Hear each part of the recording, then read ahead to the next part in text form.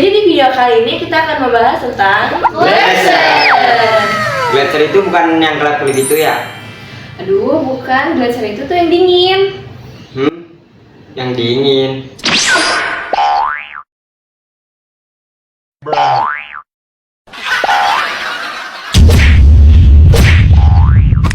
Makanya biar lebih ngerti soal glacier, kita simak video satu ini.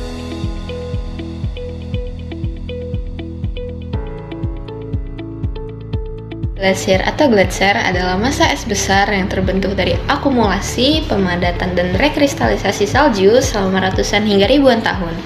Glasier terbentuk di daerah yang menerima lebih banyak salju daripada yang mencair setiap tahunnya. Tekanan dari lapisan salju yang menumpuk menyebabkan salju berubah menjadi es padat. Karena pengaruh gravitasi, glasier bergerak perlahan menuruni lereng dan menyebar ke sekitarnya.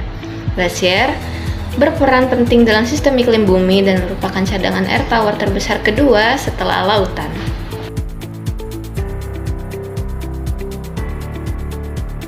Selanjutnya ada jenis-jenis glasier. Yang pertama, glasier lembah, mengalir di lembah pegunungan, memanjang dan dibatasi dinding curam. Contohnya glasier Mount Hall di Alaska. 2. Lapisan es atau ice sheet. Massa es sangat luas, lebih dari 50 km persegi, menutupi benua, saat ini hanya ada di Antartika dan Greenland. Yang ketiga, tudung es atau ice cap. Seperti lapisan es, tapi lebih kecil, kurang dari 50 km persegi, menutupi dataran tinggi. Contohnya di Islandia. Yang keempat, glasier Piedmont. Terbentuk saat glasier lembah keluar ke dataran dan menyebar, membentuk kipas. Contohnya glasier Malaspina. Yang kelima, glasier gantung. Menempel di lereng curam dan sering berakhir di tebing, rentan longsor es. Yang keenam, glasier sirkum. Glasier kecil di cekungan berbentuk mangkuk di sisi gunung, sering menjadi sumber glasier lembah. Selanjutnya ada glasier pasang surut, mengalir hingga laut dan melepaskan gunung es atau iceberg melalui proses calving. Dan yang terakhir, glasier batu, campuran es dan puing batuan yang bergerak lambat seperti glasier biasa, sering ditemukan di daerah kering atau pegunungan. Selanjutnya adalah proses pembentukan glacier. Proses pembentukan glacier dimulai dari akumulasi salju di daerah yang saljunya tidak sepenuhnya mencair pada saat musim panas.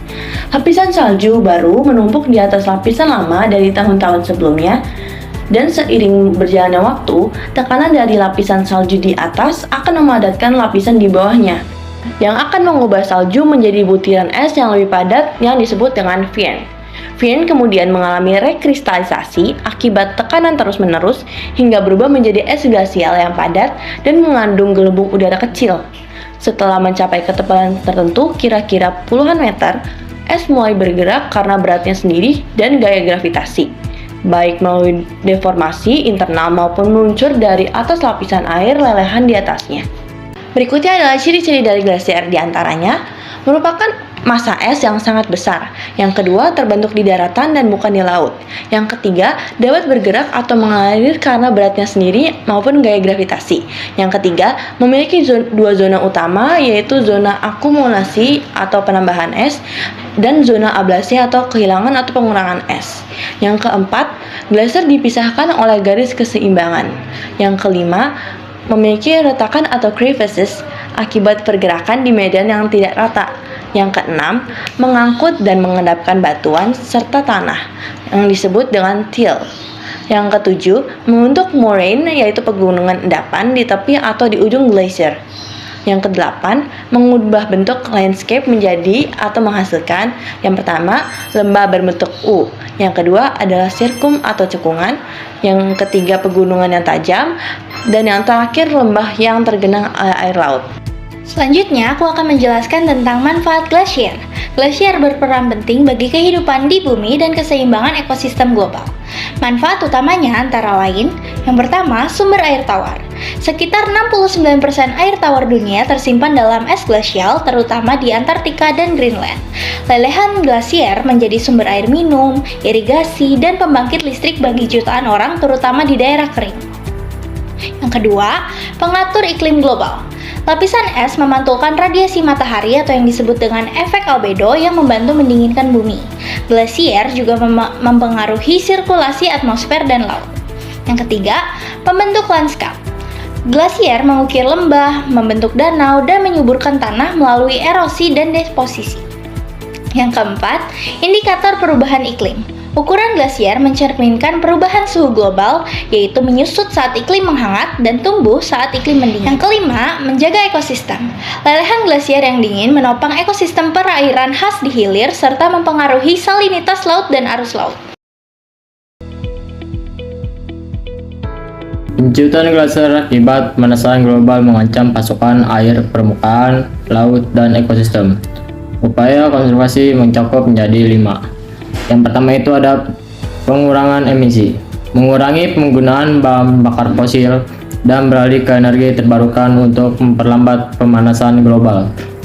Yang kedua itu ada penelitian dan pemantauan, mengamati perubahan glasier melalui program seperti ITGC dan GLMS untuk memahami risiko dan merumuskan solusi. Yang ketiga itu ada adaptasi lokal. Masyarakat yang bergantung pada lelahan glasier perlu mengelola air secara efisien, mencari sumber alternatif. Yang keempat itu ada edukasi publik, meningkatkan kesadaran pentingnya glasier mendorong aksi iklim. Yang kelima itu ada konservasi teknis terbatas. Metode lokal seperti penutup glacier dapat perlambat pencarian glasier kecil meski bukan solusi jangka panjang. Yaitu ada kesimpulan, konservasi glasier tergantung pada aksi nyata melawan perubahan iklim global. Sebaran dan contoh glasier di dunia. Glasier ditemukan di semua benua kecuali Australia dan umumnya berada di daerah pegunungan kutub serta pegunungan tinggi. Beberapa glasier terkenal di dunia antara lain lapisan es Antartika. Massa es terbesar di bumi mencakup 90% es dan 67-70% air tawar dunia. Lapisan es Greenland, lapisan es terbesar kedua menutupi sebagian besar Greenland. Glasier terletak di Antartika dijuluki glasier kiamat karena potensi dampaknya besar terhadap kenaikan permukaan laut. Glasier Perito Moreno di Argentina terkenal karena stabilitasnya dan fenomena pecahnya es secara berkala. Berikut merupakan contoh peta lokasi glasier yang berfokus pada data peta untuk wilayah Arktik termasuk Greenland yang bersumber dari Polar Portal. Teman-teman, aku baru tahu loh fakta menarik tentang glasier. Ternyata di hamparan es Antartika yang luas terdapat fenomena unik bernama blood falls, air terjun darah. Pertama kali ditemukan pada tahun 1911 oleh ahli geologi Thomas Griffith Taylor. Air terjun ini tampak seperti aliran darah yang keluar dari retakan glasier Taylor. Awalnya warna merahnya diduga berasal dari alga, namun riset lebih lanjut mengungkap bahwa air tersebut berasal dari danau subglasial purba yang sangat asin dan kaya zat besi. Meskipun suhu di bawah titik beku, air tetap cair karena kadar garam tinggi dan pelepasan panas saat pembekuan. Saat air ini keluar dan bertemu oksigen, zat besinya teroksidasi menghasilkan warna merah darah. Fenomena ini memberi wawasan penting tentang kehidupan mikroba ekstrim yang hidup tanpa cahaya dan oksigen, serta potensi kehidupan serupa di planet lain.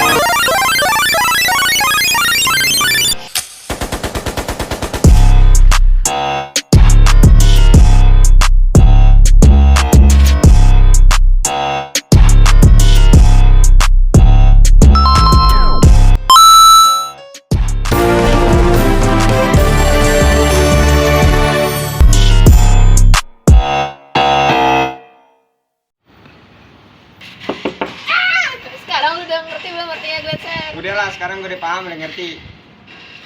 Sekian dari kelompok kami. Kelebihannya ambil aja, kekurangannya kalian yang tanggung. Terima kasih.